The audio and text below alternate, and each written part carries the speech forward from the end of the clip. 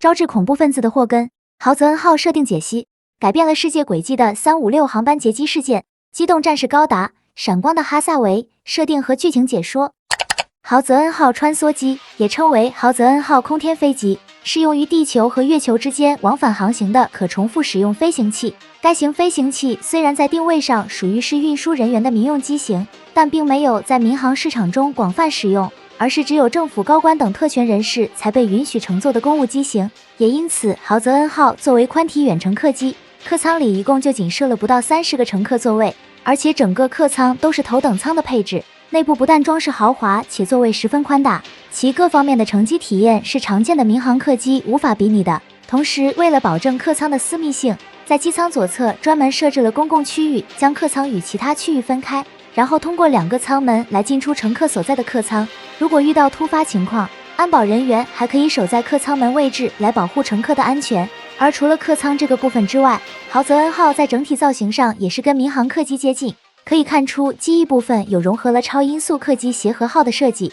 以便豪泽恩号从太空进入到地球大气层时的高速状态。由于在进入大气层时还会与空气产生剧烈摩擦，所以豪泽恩号参照其他机型进行了专门的设计，将整个发动机结构都布置在了机翼上沿，以此让豪泽恩号腹部保持整体光滑，去降低机体进入到大气层时与空气摩擦所带来的影响，从而有利于豪泽恩号安全进入到大气层中飞行。而在机首位置的驾驶舱也与民航客机大同小异，其内部布局和驾驶方式看上去就跟民航如出一辙，包括成员配置也是跟民航一样，也是3名成员，也就是机长、副机长和操作员各1名，这样可以确保豪泽恩号在整个航行过程，驾驶舱始终都有2名成员来保障豪泽恩号的航行安全。由此可以看出，用于地月往返的豪泽恩号在运行机制上基本与民航客机相一致，并没有太多区别。这样，豪泽恩号就能直接并入到现有的航空体系，无需额外建立新的配套措施，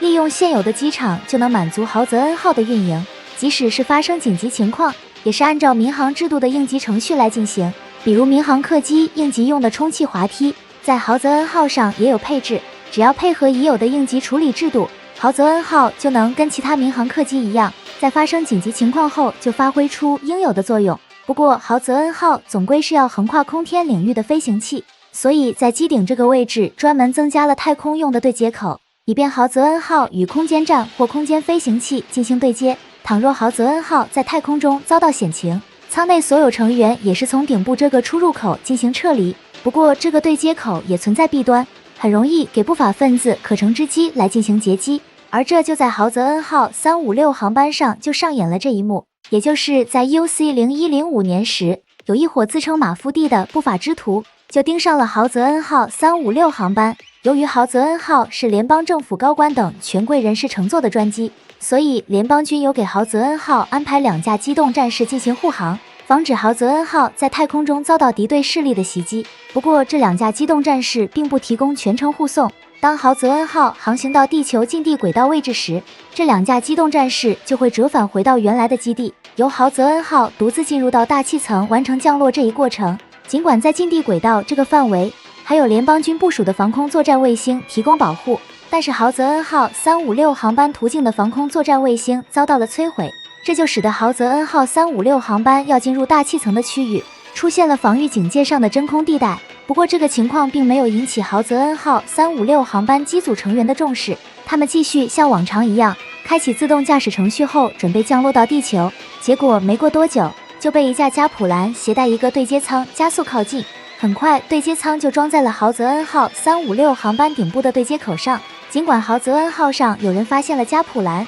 但为时已晚，在对接舱里的数名歹徒立马就打开了舱门冲了进来，然后他们凭借手上武器的火力优势，在枪杀了驾驶舱的机组成员之后，这伙歹徒迅速就完成了对豪泽恩号356航班的控制。可以说，豪泽恩号上所配备的安保力量完全无法与这伙歹徒进行对抗。而在这里需要一提的是，实施这次劫机行动的这伙歹徒是自称马夫蒂组织的人，他们此次劫机的目的是以豪泽恩号356航班乘客作为人质，向联邦政府索取巨额赎金来作为他们组织的经费。虽然他们声称会保障人质的安全，但在面对其中一位联邦高官的交涉时，这伙歹徒便拒绝交涉，直接枪杀了这名高官。由此可见，这伙歹徒可谓是相当的心狠手辣。也就是从这个时候开始，这场劫机事件的走向开始发生了转变。尤其是这趟航班中有一个非常关键性的人物，而这个人物便是布莱杜诺亚的儿子哈萨维诺亚。当他配合歹徒去处理被枪杀的联邦高官时，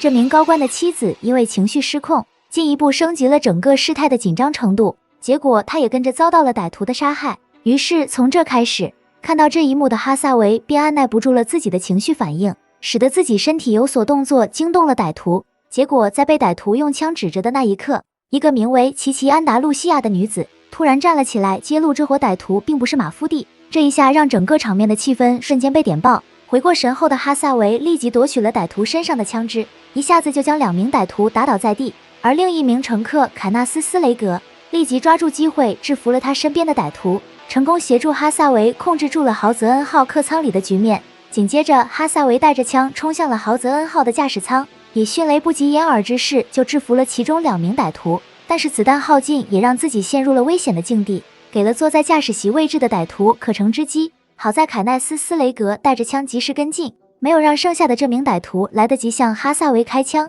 成功让哈萨维逃过了一劫。于是这场劫机事件得以暂时告一段落。而在这之后，这架豪泽恩号356航班便降落在了菲律宾达沃市。之所以选择降落到这个地方，是因为这个地方驻扎有联邦军金伯利部队，该部队是凯奈斯·斯雷格作为指挥官准备赴任的作战单位，这样356航班就进入到了他负责的范围，从而方便他接手调查这场劫机事件。虽然已经初步确认这伙歹徒并不是马夫蒂，属于是来自澳大利亚奥恩贝利的恐怖分子，但仍有很多疑点需要进一步展开调查，特别是以凯奈斯·斯雷格敏锐的处事风格，势必要把这场事件牵扯到的人和事情都要查个一清二楚，他才会善罢甘休。而这对于哈萨维来说，在无形之中就给他带来了一场巨大冲击，也就是他乘坐豪泽恩号356航班的真实目的，很有可能在凯奈斯·斯雷格进一步调查之下浮出水面。到那个时候，哈萨维在马夫蒂中的真实身份就会被察觉。于是从这个时候开始，哈萨维便感觉到了来自凯奈斯·斯雷格的压迫感，似乎预感到了他将会是一个麻烦的对手。到此可以说，这场劫机事件已经给哈萨维的人生轨迹带来了巨大变化。